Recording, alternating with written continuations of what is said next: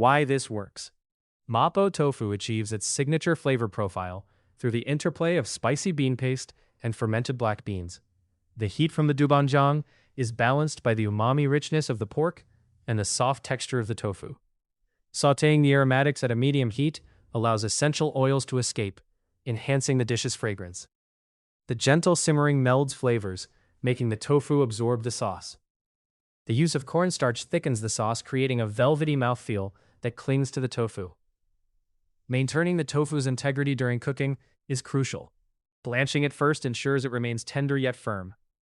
The overall balance of ingredients contributes to a harmonious dish that captivates the palate. Common mistakes. Skipping the doovanjang fryout. Target: sauté the doovanjang, pixie and chili bean paste in oil for 60 to 90 seconds until the oil turns brilliant red. Why it matters? Doovanjang is the soul of Mapo Tofu. Adding it directly to liquid produces a muddy, harsh result. The flavor compounds need oil frying to release. The bright red oil you see in restaurant Mapo is not added coloring.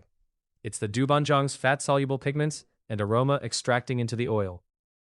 What to do? Heat the oil, add the doovanjang first before garlic/ginger, and fry until the oil is unmistakably red.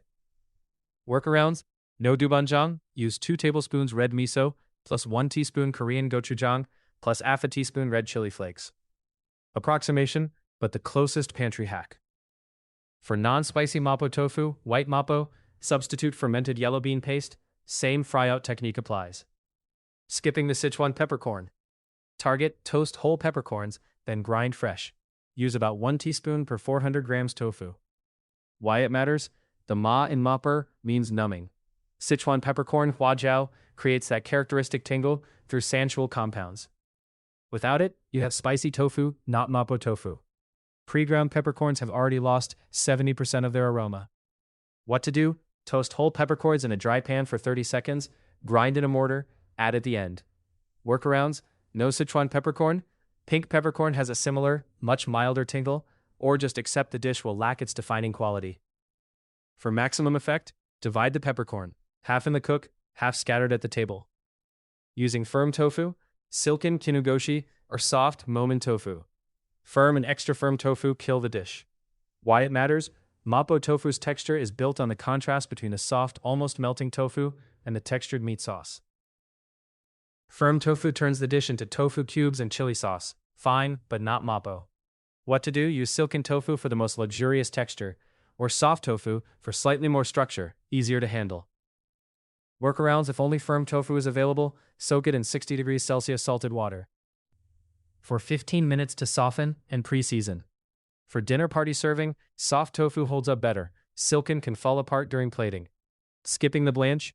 Target: drop tofu cubes into salt and simmering water, not boiling, 80 to 85 degrees Celsius, for 1 minute before adding to the sauce. Why it matters? The blanch pre-warms the tofu so it doesn't drop the sauce temperature. Seasons it lightly and tightens the surface proteins so the cubes hold shape during the final cook. What to do? 1 teaspoon salt per liter of water at a bare simmer.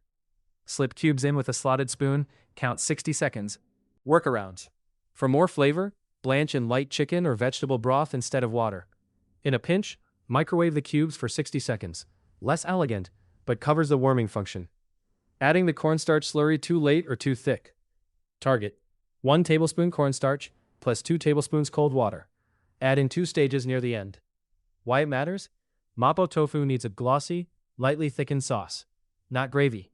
Too much cornstarch produces gluey texture. Adding it cold to a hot pan causes clumping if not pre-slurried. What to do? Mix cornstarch plus water until completely dissolved. Add half, stir, wait 30 seconds. Assess. Add more only if needed. Workarounds: for a slightly different texture, use potato starch, kuzu style instead of cornstarch. Glossier, less gummy. For gluten-free thickening that's also more elegant, reduce the sauce by 30% before adding tofu, rather than relying on starch. What to look for? A bright red sauce that glistens. Tofu cubes that hold their shape, yet are tender to the bite.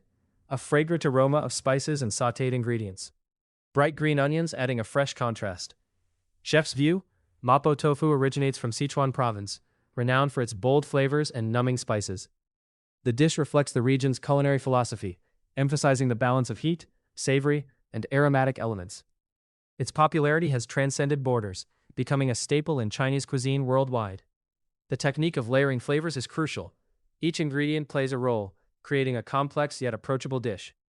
Mastering Mapo Tofu is a gateway into understanding the nuances of Sichuan cooking, where every bite tells a story of tradition and innovation.